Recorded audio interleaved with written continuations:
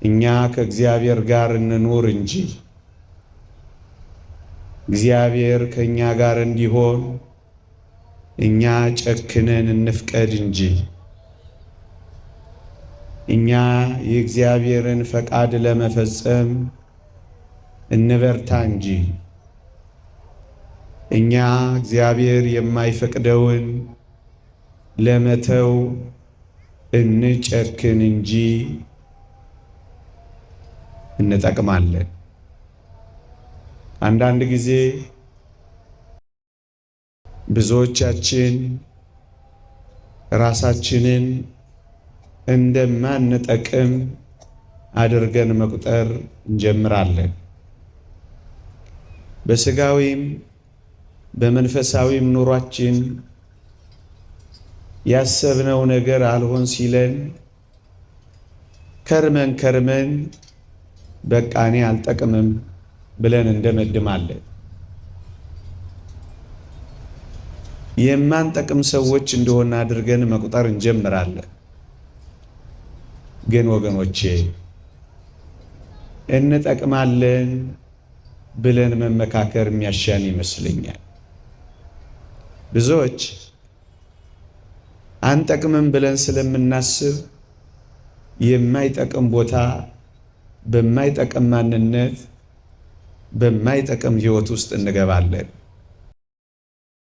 ግድ የለም ኦርቶዶክሳውያን፣ ቅድም እንዳልኳችሁ ከእግዚአብሔር ጋር እንሆን እንጂ ኃይለኛውን እግዚአብሔር እንጠጋ እንጂ ራሳችንን በእግዚአብሔር እጆች ላይ እናሳርፍ እንጂ እመኑኝ፣ ማንም እንሆን ማን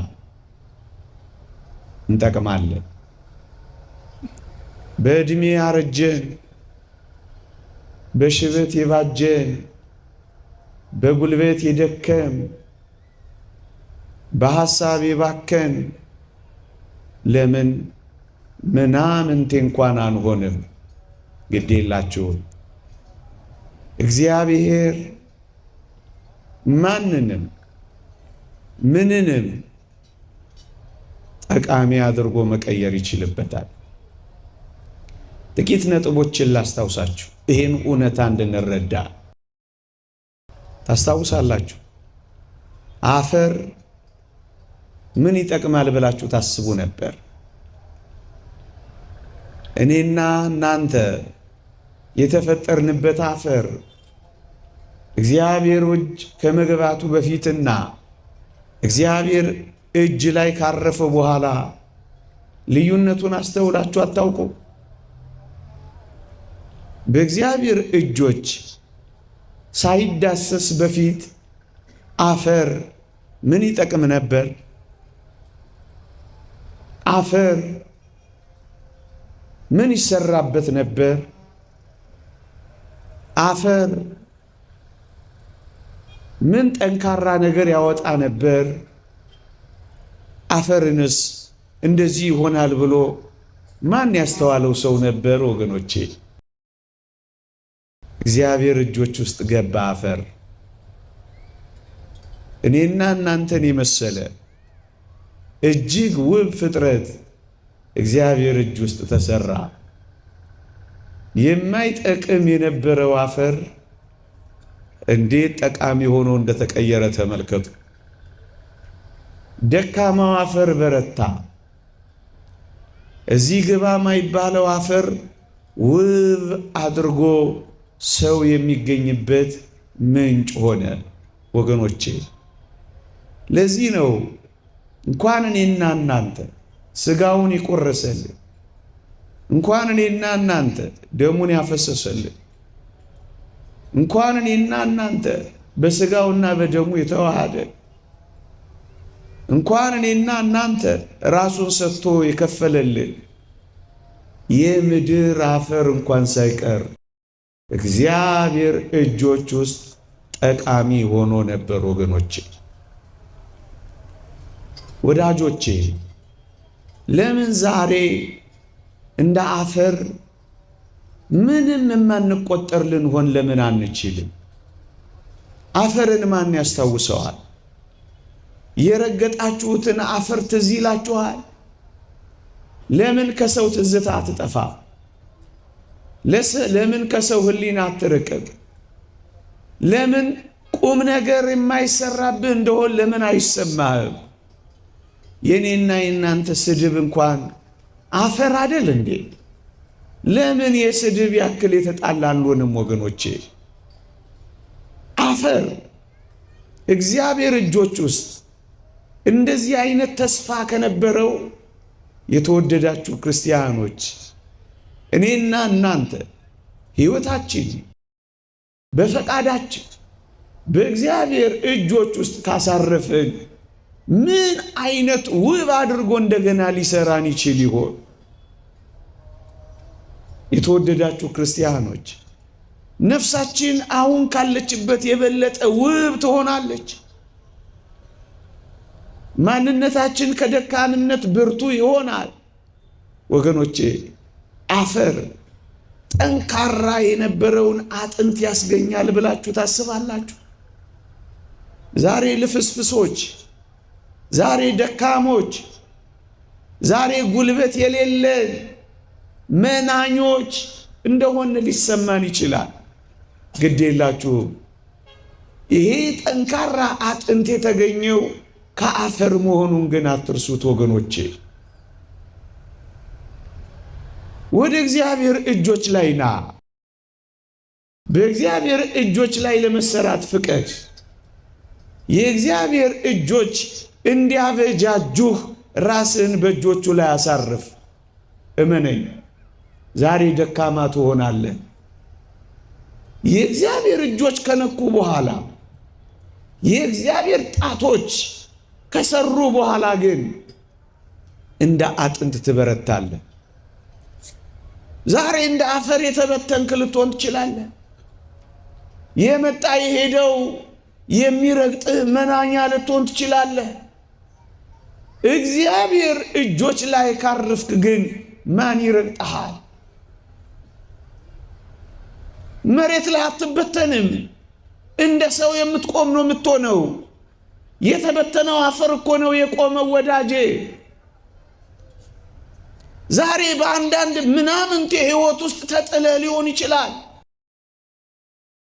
ደስ የማያሰኙ ነገሮች እየረገጡ ሊሆን ይችላል። ግን እመነኝ፣ እንደምንም ብለህ እግዚአብሔር እጅ ላይ በንስሐ እግዚአብሔር እጅ ላይ እረፍ እንጂ ወድቀህ አትቀርም። ያቆመሃል፣ የምትጠቀም ያደርግሃል። ወገኖቼ ከአፈር እኮ ነው የኔና የናንተ ሰውነት። ያጠኑ ሰዎች እንደሚናገሩት ከ6 በላይ ፋብሪካዎች አሉ ይላሉ በኔና በእናንተ ሰውነት ውስጥ። የነርቭስ ሲስተም፣ የኤሌክትሪክ ሲስተም፣ የውሃ ደም ቅዳ ደም መልስ ሲስተም። አጥኚዎች ሲናገሩ እንደ ፋብሪካ ይሆናሉ እኮ ነው የሚሉት። የእግዚአብሔር እጆች ሲነካኩ፣ የእግዚአብሔር እጆች እንዲሰሩ ከፈቀድክ ድቃቂው አፈር ይሄን ያህል ምስጢር አለው ወገኖቼ። ለምንድን ነው የማንጠቅም እንደሆነ የምትቆጥሩት? ይሄ አፈር በእግዚአብሔር እጆች ውስጥ እንዲህ የሚጠቅም ከነበር እኔና እናንተ እኮ ከአፈር በላይ ሆነናል። ታስበው ዘንድ ሰው ምንድን ነው? ትጎበኘው ዘንድ ሰው ምንድን ነው የተባለው? ፍጥረትን ሁሉ ያስደነቅን እኮ ነን ሰው። ታዲያ አፈር እንደዚህ የሚጠቅም ከሆነ እኔ አልጠቅምም ስትል ማፈር የለብህም። ይልቅ እግዚአብሔር እጆች ላይ በሙሉ ልብ ለማረፍ ተዘጋጅ። አውግስጢኖስ እንዳለው ነፍሳችን ካንተ በቀር በሌላ የምታርፍበት የለም እንዳለው፣ ሌላ ላይ ካረፍክ አትጠቅምም። ሱስ ውስጥ ካረፍክ አትጠቅምም። እግዚአብሔር እጆች ላይ ካረፍክ ግን ጠቃሚ። ለምን አፈር አትሆንም? እንግዲህ የመጨረሻው ከአፈር ያነሰ ምን አለ? አይሸጥም፣ ዝም ብሎ ይደፋል። ለምን ዋጋ የሌለህ ምናምንቴ እንኳን የምትቆጠር ለምን አትሆንም? እግዚአብሔር ጠቃሚ ሊያደርግህ ይችላል። አፈር እንኳን እንዴት ተስፋችን ነው ወገኖች! አፈርን ብቻ አይደለም ምዕመናን፣ እንደው ከጥጉ ልነሳ ብዬ እጅግ መራር የሆነውን ነገር እንኳን ላንሳላችሁ ወገኖቼ። ሞት ይጠቅማል ብላችሁ አስባችሁ ታውቃላችሁ? እግዚአብሔር በሰው ልጆች ላይ ሞትን ትሞታላችሁ ብሎ የፈረደው ሞት እንኳን ማን ጠቃሚ ነው ብሎ ያስበዋል ወገኔ?